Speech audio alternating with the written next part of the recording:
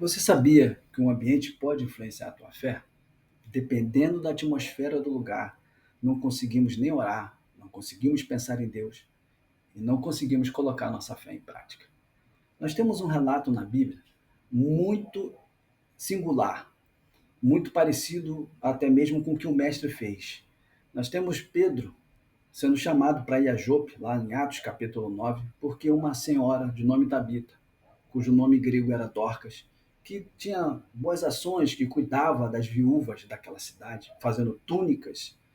Essa senhora ficou enferma e logo veio a morrer.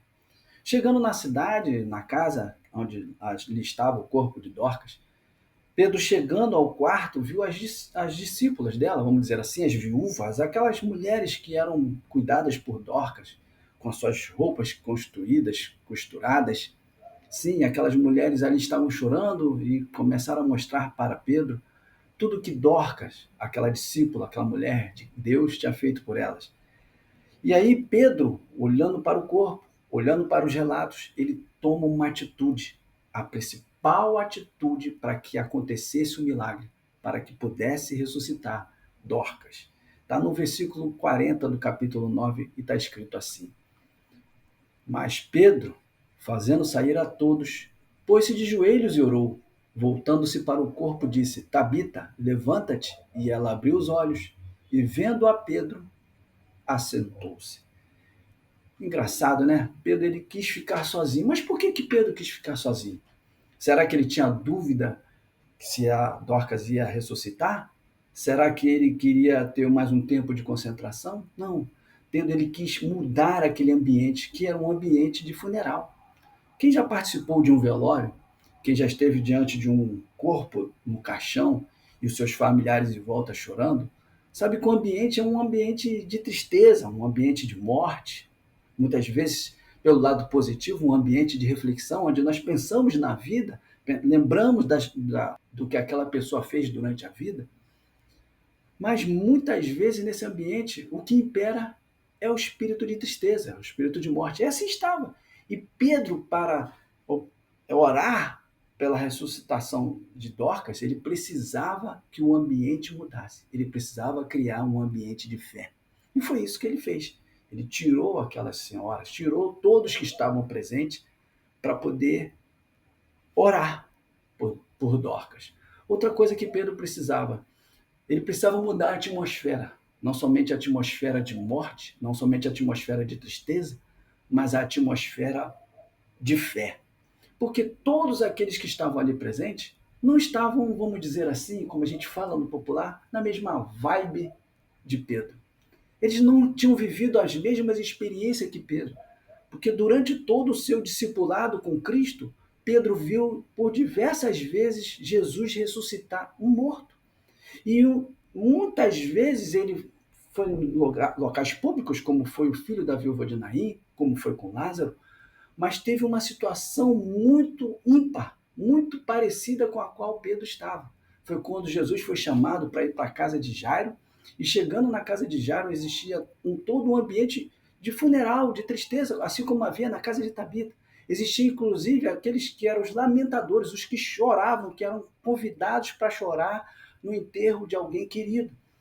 E aí, quando Jesus chega com os seus discípulos, com os pais de Talita, ele faz da mesma forma que Pedro fez lá na casa de Dorcas.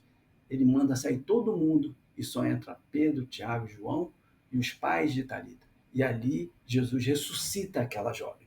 Então Pedro ele precisava mudar o ambiente. Ele precisava trazer um ambiente de fé, porque ele sabia que aquele ambiente precisava de uma ação do Senhor.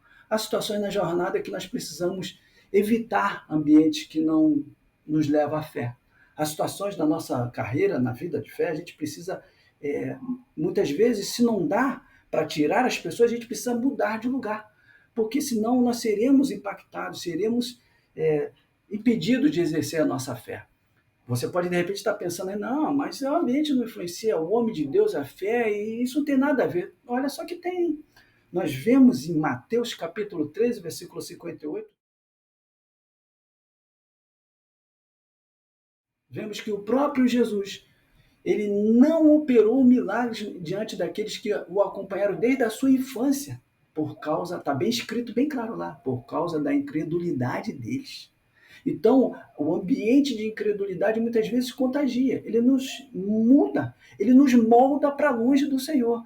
Nós vemos também Números, capítulo 13, a partir do versículo 31, que Moisés tinha enviado 12 espias para espiar a terra. Desses 12 espias, 2 espias estavam ligados na fé, Josué e Caleb, 2 homens de Deus.